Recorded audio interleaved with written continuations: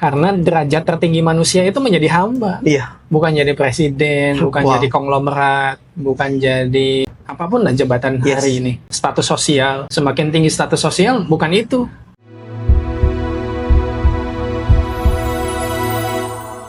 Assalamualaikum warahmatullahi wabarakatuh. Waalaikumsalam warahmatullahi. Alhamdulillah, sobat podcast Inspirasi SAI dimanapun berada. Alhamdulillah kesempatan pada hari ini kita akan membahas tentang Isra Mi'raj. Alhamdulillah, hari ini kita dibersamai oleh guru kami, yakni Ustadz Taufik Taufikur Rahman. Ahlan wa sahlan Ustadz Taufik, selamat datang di podcast kami. Ya, terima kasih. Alhamdulillah, untuk kesempatan hari ini kita akan coba membahas sedikit tentang keistimewaan atau keutamaan dari peristiwa Isra Mi'raj. Baik, Ustadz Taufik, langsung saja untuk pembahasan pertama. Bisa dijelaskan sedikit nggak Ustadz Taufik terkait dengan apa itu Isra Mi'raj dan juga bagaimana keutamaan di dalamnya? Ya, baik. Bismillahirrahmanirrahim. Ayat yang populer sekali kaitannya dengan Isra dan Mi'raj adalah surat Al-Isra ayat 1.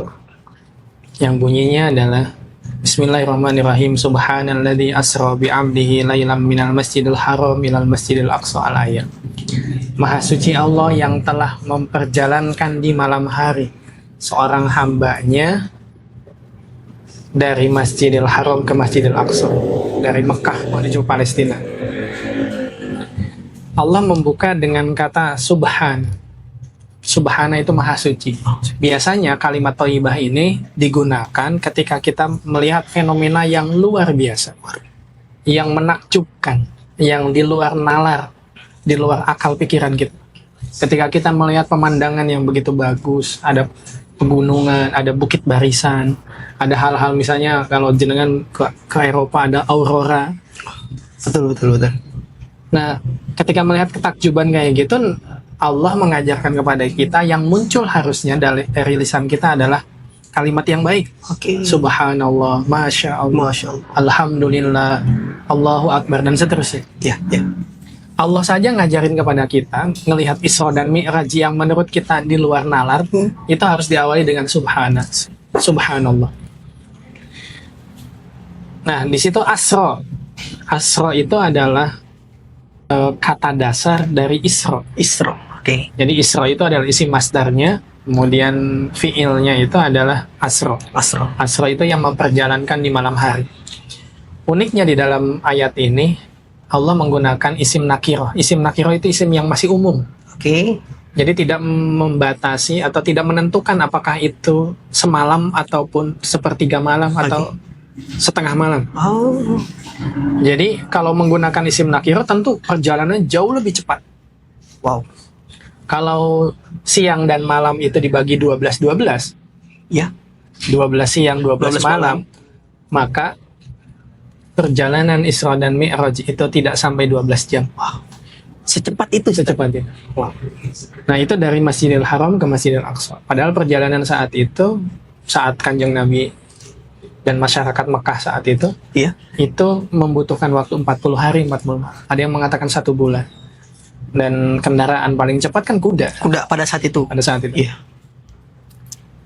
Dan kemudian Mi'raj. Mi'raj itu adalah proses di mana Nabi naik dari Masjidil Aqsa menuju Sidratul Muntaha bertemu Allah Subhanahu wa taala. Sebagai manusia di masyarakat modern hari ini, Iya. memahami kayak gitu nggak bakal mungkin masuk akal. Betul Ustaz. Bagaimana seorang bisa melakukan teleportasi atau melipat jarak, menembus ruang dan waktu, Betul. nggak bakal bisa. Secara logika manusia itu Secara nggak masuk. logika manusia. Maka alamiahnya kemudian yang terjadi saat itu masyarakat Arab nggak percaya. Oke. Bahkan mengatakan Nabi sebagai pembohong, pendusta, pembuat. Oh. Tapi ketika itu disampaikan kepada sahabatnya Sayyidina Abu Bakar Siddiq, Oke. Sayyidina Abu Bakar Siddiq hanya menjawab, kalau memang yang mengatakan itu adalah Muhammad, lebih dari itu saja, aku percaya. Wow. Maka disitulah Abu Bakar itu digelari oleh Nabi As-Siddiq, As-Siddiq. orang yang mempercayai atau yang membenarkan apa yang disampaikan oleh Nabi. Oke. Dan harusnya masyarakat Arab saat itu harusnya mempercayai bahwa Nabi itu sejak dari kecil sampai tumbuh dewasa dan bahkan diutus menjadi nabi dan rasul, itu kan nggak pernah sedikit pun mengkhianati janji, mengkhianati amanah, tidak pernah berbohong sedikit pun. Bahkan kita mengenal Nabi punya gelar Al-Amin, Al-Amin, orang yang dapat dipercaya. orang yang dapat dipercaya, betul Ustaz. Nah dari sini kemudian memang di luar nalar, tapi bagaimanapun ternyata Nabi bisa menceritakan detail-detail yang terjadi di Palestina. Kemudian perjalanannya apa saja yang dilalui, kafilah dagang mana saja yang ditemui dalam perjalanan. Semuanya dijelaskan secara detail.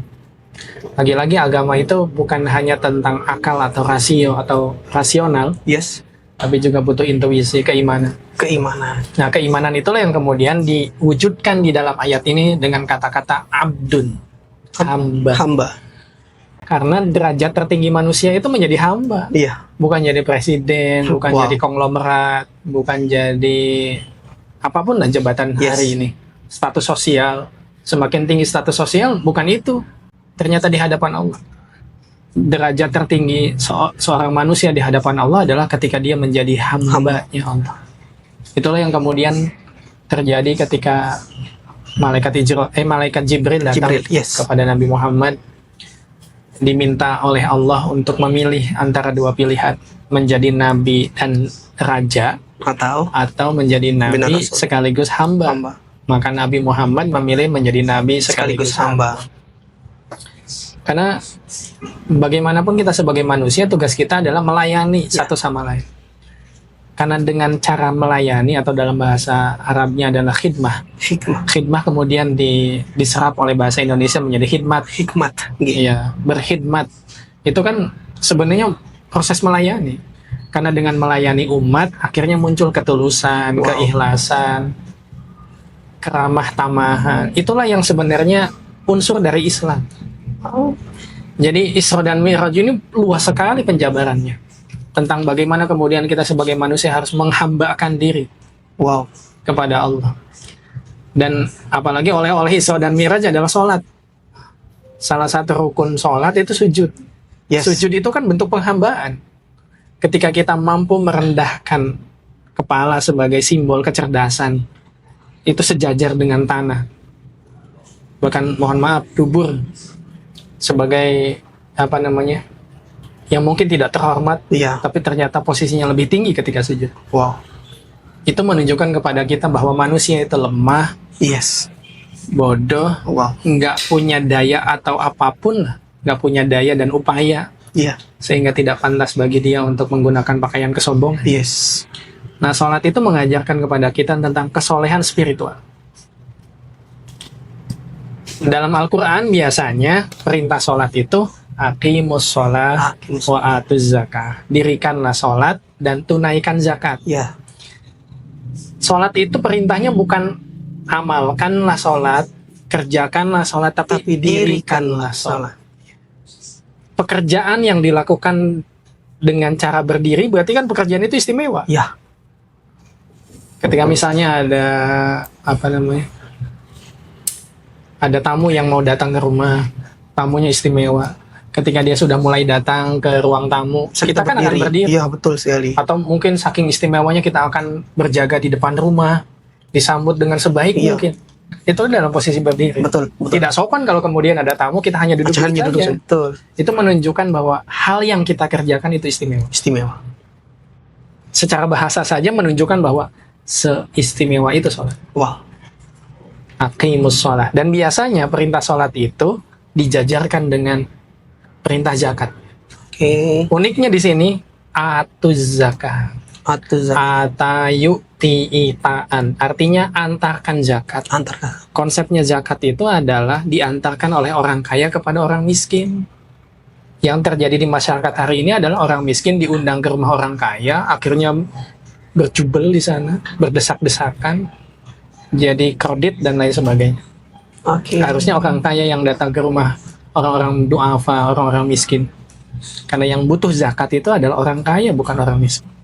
Nah, sholat sebagai kesolehan spiritual itu harus bersanding dengan kesolehan sosial, yaitu zakat. Orang yang sholatnya baik harusnya dermawan Kalau orang yang rajin sholat tapi pelit, Wah, berarti patut sholat- dipertanyakan, ya, Ustaz.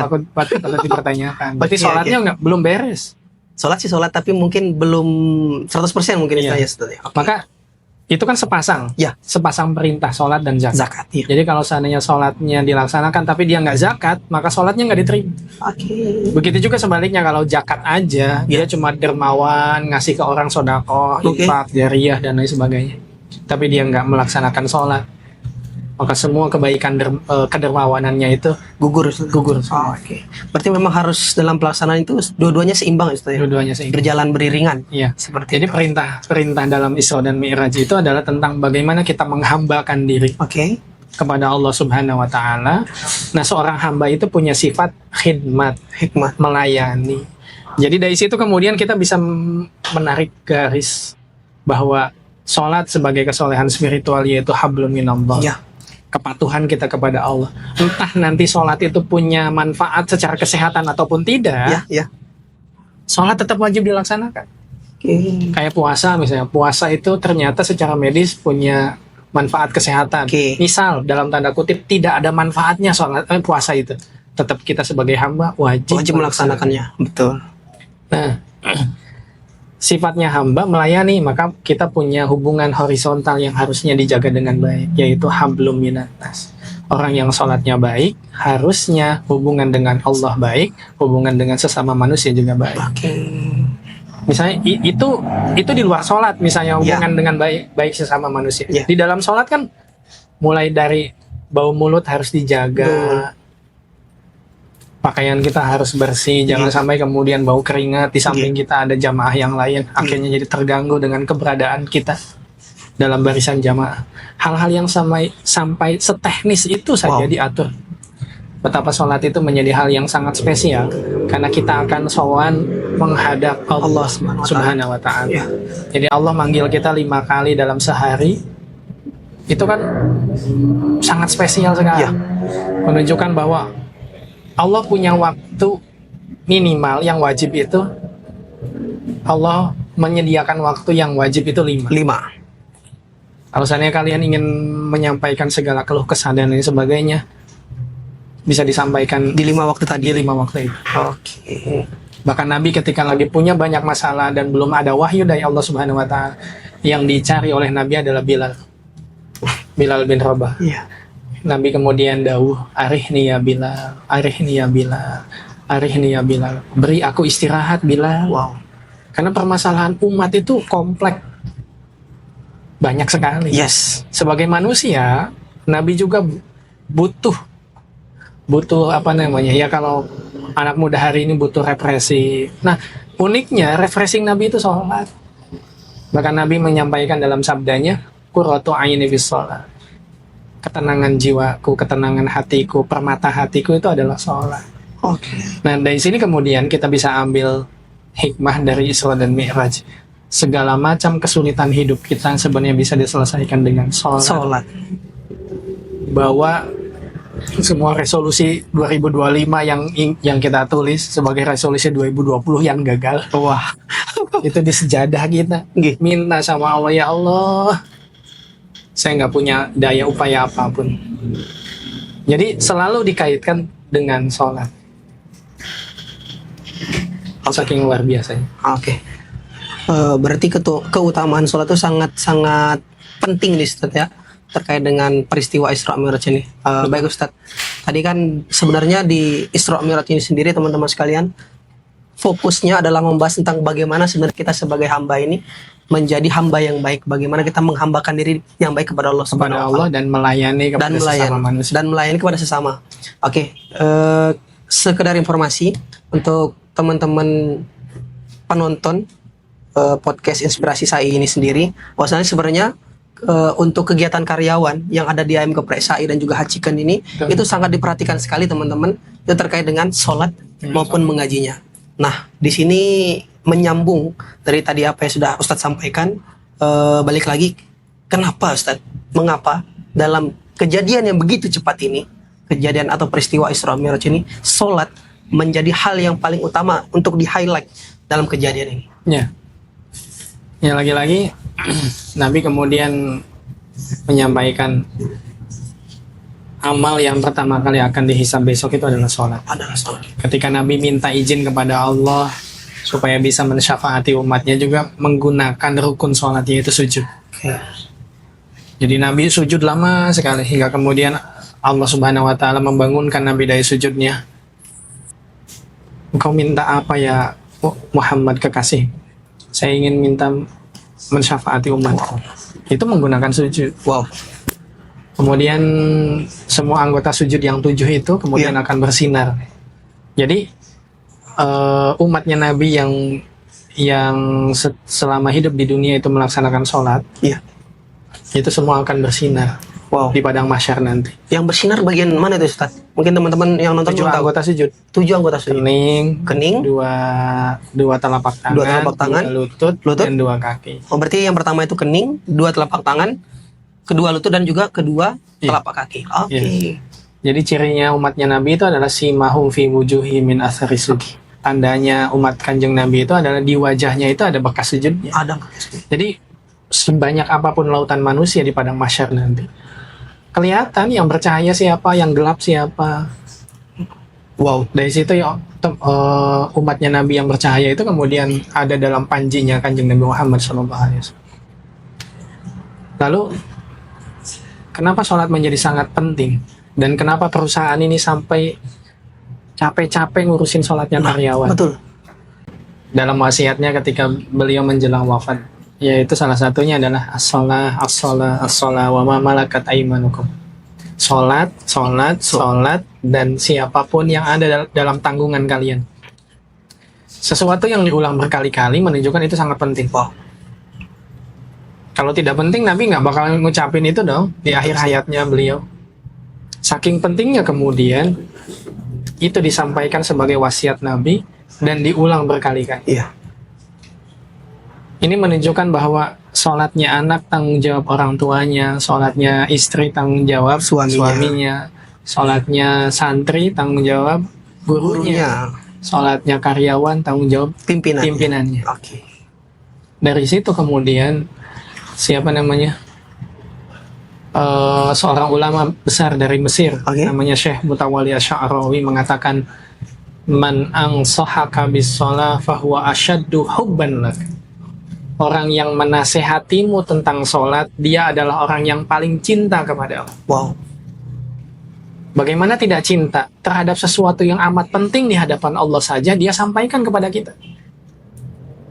Jadi sebenarnya perusahaan ini ketika kemudian bikin SOP sholat jamaah, ngingetin semua karyawannya untuk sholat 5 waktu, ini menunjukkan saking cintanya.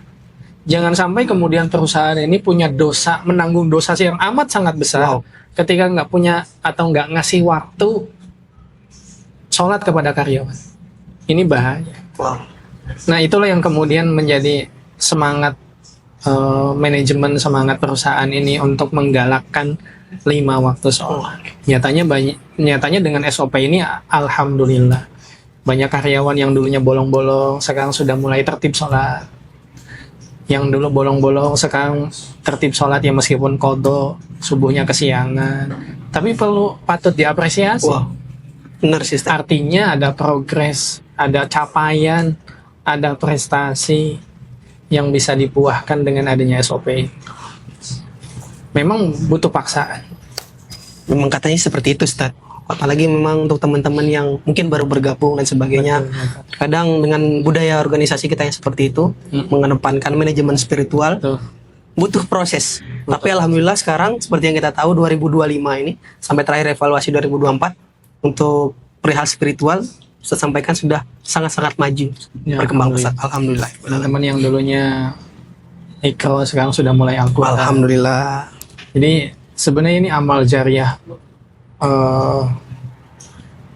pimpinan-pimpinan perusahaan ini, dan tentunya siapapun yang terlibat dalam jasa besar ini, di mana buta huruf Al-Quran dihilangkan pelan-pelan. Kemudian teman-teman yang asing dengan masjid, yang bolong-bolong sholatnya, alhamdulillah sekarang sudah mulai akrab jalan ke masjid, mulai terbiasa, mulai jadi habit, Ustaz. Mulai terbiasa, alhamdulillah. Ini yang perlu kita patut syukuri. Alhamdulillah. Ya, moga-moga dengan ini keberkahan, kelimpahan rezeki Allah turunkan kepada kita semua. Amin, amin ya rabbal alamin. Oke Ustadz, kita masuk ke pertanyaan terakhir. Sebenarnya ini lebih ke apa ya istilahnya ya, pesan dari Ustadz. Oke, terakhir Ustadz, yang ingin saya tanyakan terkait dengan peristiwa Isra Mi'raj ini, Ya. bagaimana kami khususnya, kalau kita bilang santrinya ayam geprek saya dan juga hot chicken, karena kan moto kita adalah pesantren kuliner. Ya, betul. Itu secara khusus, kemudian umat Islam lah secara umum untuk mengilhami, melaksanakan, menjaga spirit daripada peristiwa Isra Mi'raj ini dalam kehidupan sehari-hari. Ya. Sholat memang tidak membuat kita kaya, tapi ketika kita tidak sholat itu bisa menjadi alasan bagi Allah untuk menyumbat saluran rezeki kita. Wow. Karena yang perlu kita garis bawahi adalah sholat itu bentuk penghambaan. Untuk penghambaan. Sejatinya kita sebagai seorang hamba harus mengabdi kepada Allah Subhanahu wa Ta'ala. Kita udah dikasih fasilitas begitu banyak, dikasih oksigen gratis, semua organ tubuh kita berfungsi dengan baik. Lalu alasan apa lagi yang menyebabkan kita tidak mau sholat? Berapa banyak orang di luar sana yang tidak punya kaki, dia pakai tongkat, pakai kursi roda, tapi tetap menuju sholat. Wow. Saking pentingnya sholat, ketika seseorang dibukakan secara hakikat tentang pahalanya sholat 5 waktu, apalagi secara berjamaah, Wow. bahkan digambarkan oleh Kanjeng Nabi, dia akan merangkak dari rumahnya menuju masjid. Kalau seandainya semuanya kita dilihatkan hakikatnya tentang pahala. Sholat qobliyah subuh saja itu lebih baik daripada dunia dengan Seisinya. Harusnya sebenarnya kita punya kekayaan yang sangat luar biasa. Kalau kita bisa bangun sepagi mungkin untuk menyambut Allah Subhanahu wa Ta'ala. Wow. Dalam banyak riwayat Allah itu turun ke Sama'ud dunia, ke langit dunia atau yang disebut Baitul Izzah. Allah itu turun hanya untuk mendengarkan, mana nih umatku yang katanya punya masalah, punya hajat, punya keinginan, bangun nggak malam? Tahajud nggak? Hajat nggak? Sholat taubah apa enggak? Bermunajat tidak kepada aku? Karena yang kita harus perhatikan adalah semua dari kita punya masalah masing-masing, punya keinginan, punya capaian, punya cita-cita. Yes. Kenapa semua itu tidak kita bawa ke sajadah kita, tidak kita bawa dalam munajat malam kita, Kita tumpahkan sujud kita ya, tumpahkan semuanya kepada Allah Subhanahu wa Ta'ala. Lagi-lagi yang perlu kita ingat kembali adalah la haula wala quwata illa billah. Tidak ada upaya, tidak ada daya, tidak ada kekuatan apapun kecuali atas izin Allah. Wow. Betul sekali. Saya dengan jenengan bisa duduk di sini, diberikan kesehatan, diberikan paru-paru yang sehat, Ya, bisa bernafas dengan baik. Itu kan atas izin Allah. Betul. Betul. Kenapa itu tidak kita syukuri dengan sholat?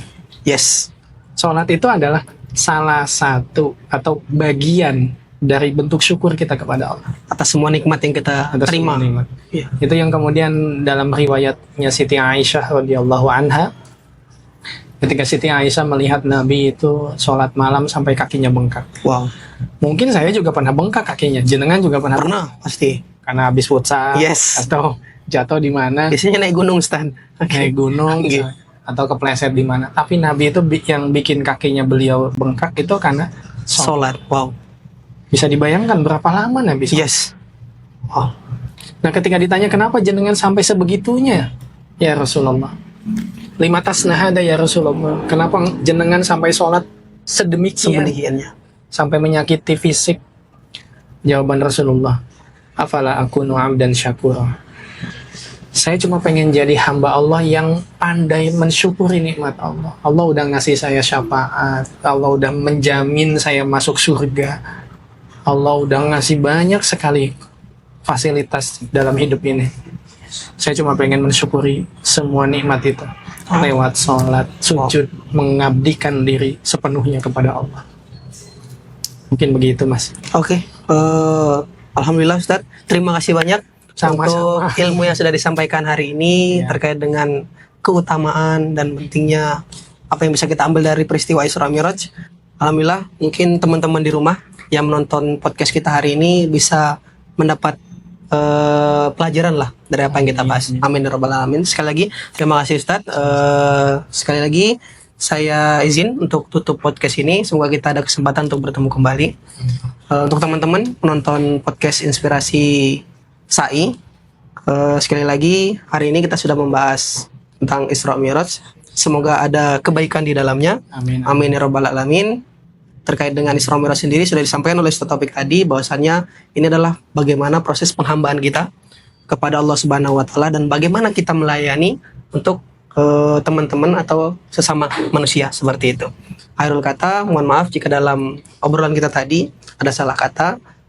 Kami akhiri billahi fisabilil haq fastiqul khairat. Assalamualaikum warahmatullahi wabarakatuh. Waalaikumsalam warahmatullahi wabarakatuh. Masih Ustaz Taufik. Sama.